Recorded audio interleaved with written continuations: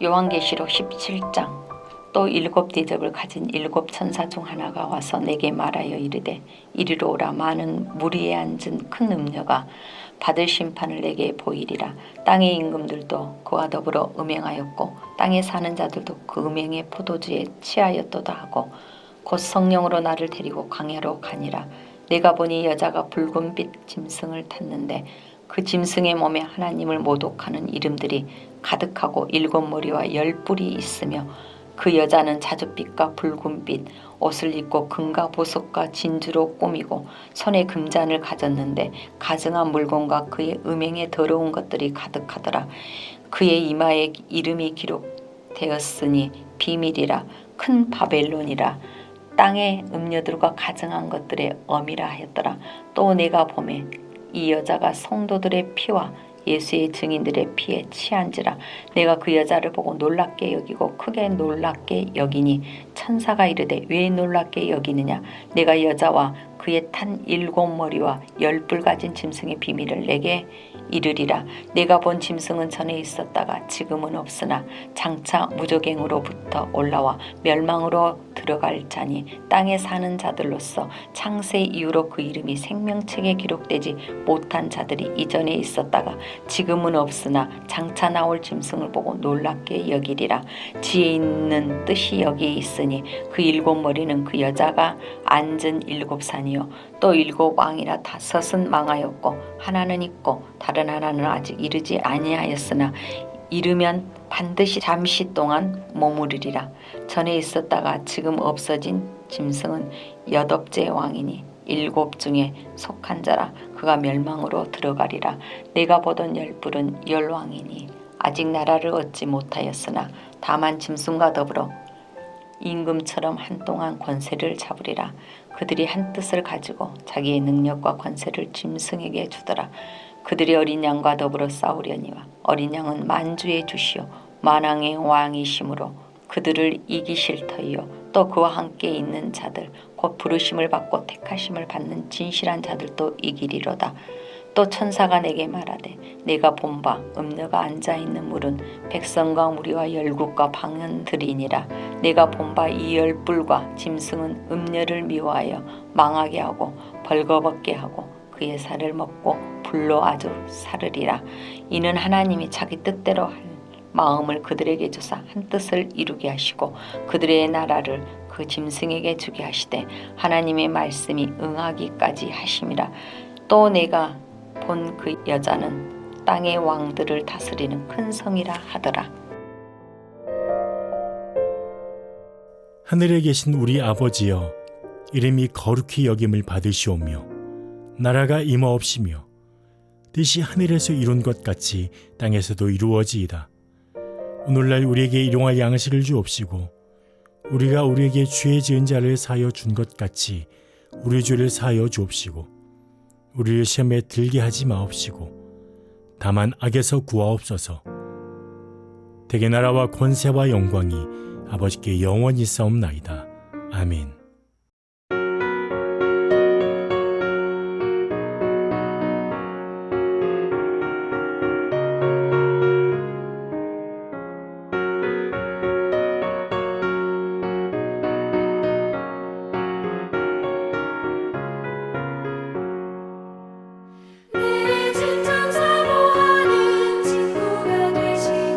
구주 예수님은 아름다워라.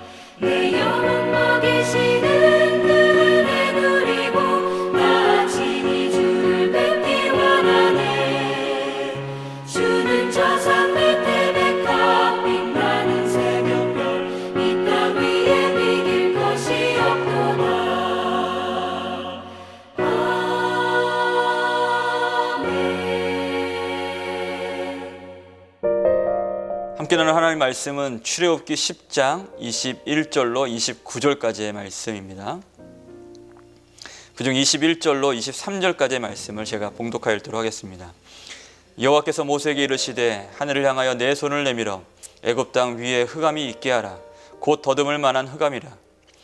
모세가 하늘을 향하여 손을 내밀매 캄캄한 흑암이 3일 동안 애굽 온 땅에 있어서 그동안은 사람들이 서로 볼 수 없으며 자기 처소에서 일어나는 자가 없으되 온 이스라엘 자손들이 거주하는 곳에는 빛이 있었더라.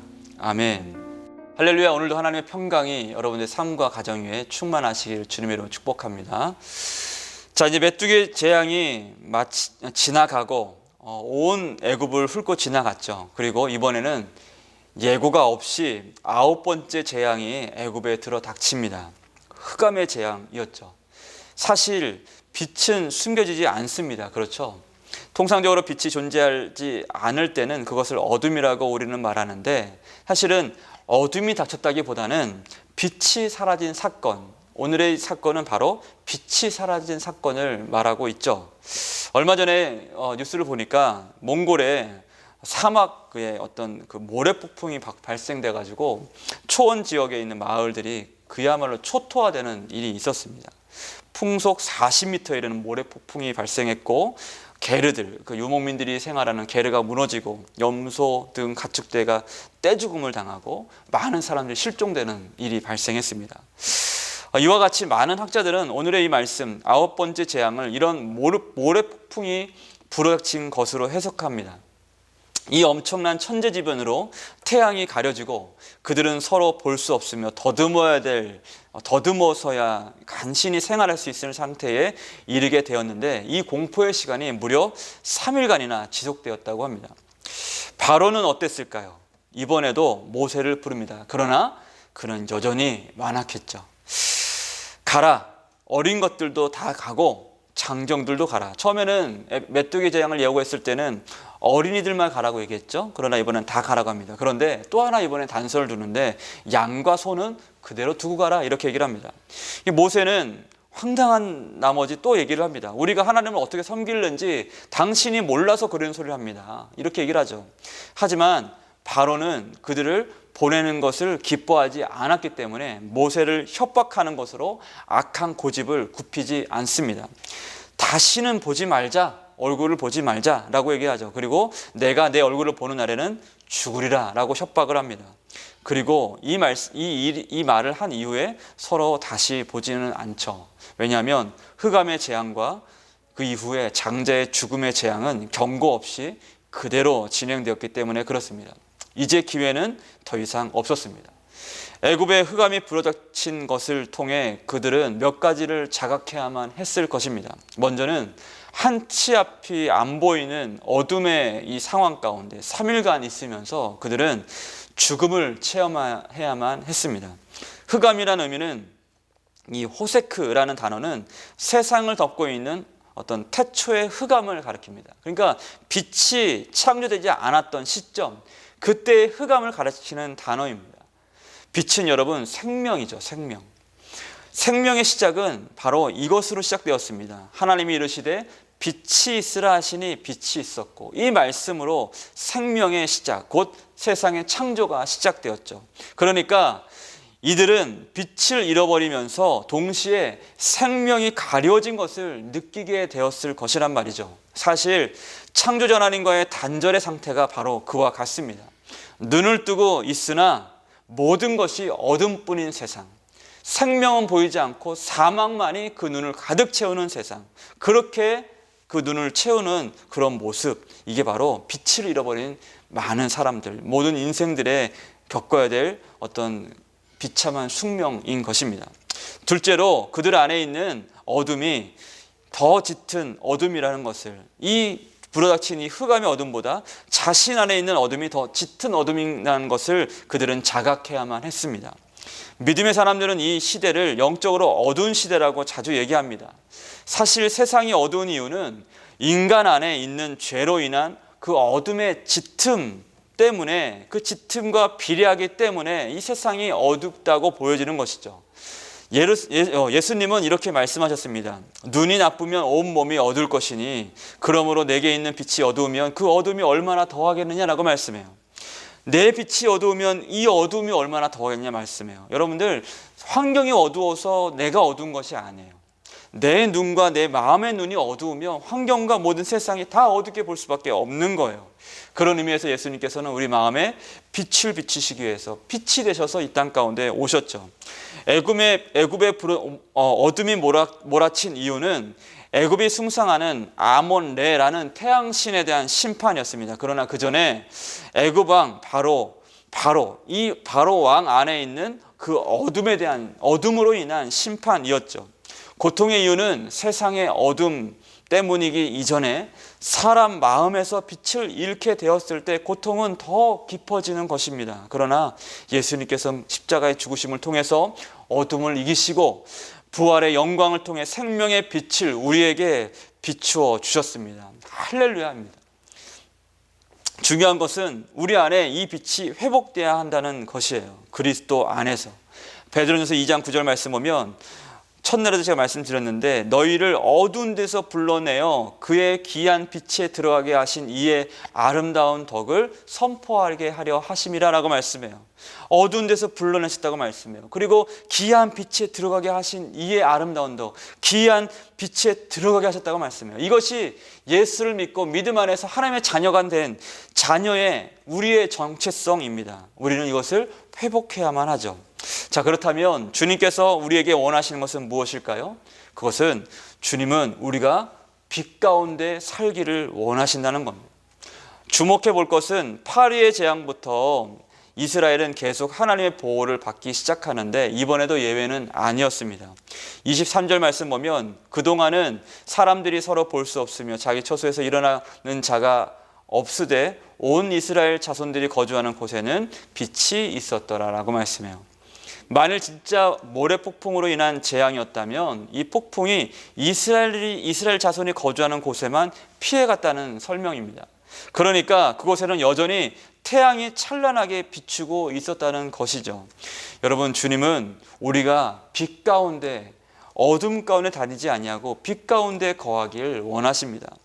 우리 삶의 어둠의 시간이 계속된다 하여도 우리는 우리들의 빛이 되시는 예수님을 더 생각할 수 있어야 되죠. 왜냐하면 예수님 안에만 진정한 빛이 있기 때문에 그렇습니다. 그리고 그 빛 가운데 행하는 삶이 될 때에만 우리의 눈이 밝아지고 우리 영혼이 밝아지고 우리 삶의 모든 것들이 밝은 빛 가운데 거할 수 있기 때문에 그래요. 우리는 오늘도 그래서 예수를 더 깊이 묵상하고 예수의 빛 가운데 살기로 날마다 기도하고 주 앞에 나아갈 수 있어야 된다는 것이죠. 그래서 요한일서 1장 7절 말씀 보면 그가 빛 가운데 계신 것 같이 우리도 빛 가운데 행하면 우리가 서로 사귐이 있고 그 아들 예수의 피가 우리를 모든 죄에서 깨끗하게 하실 것이요 라고 말씀합니다. 오늘의 말씀을 통해 우리가 고백할 수 있는 것은 하나님은 빛의 주만이 아니라 흑암도 그에게 굴복한다는 사실을 기억할 수 있어야 돼요. 여러분, 우리의 삶의 자리가 어둡습니까? 기도하고 말씀의 빛을 사모하시길 바랍니다. 하나님께서는 그곳에 빛을 비추시기 원하십니다. 우리 마음의 빛이 희미합니까? 역시 기도하고 또 말씀의 빛을 사모하십시오. 주님은 우리의 마음의 빛을 비추시고 그 어둠을 밝히실 것입니다.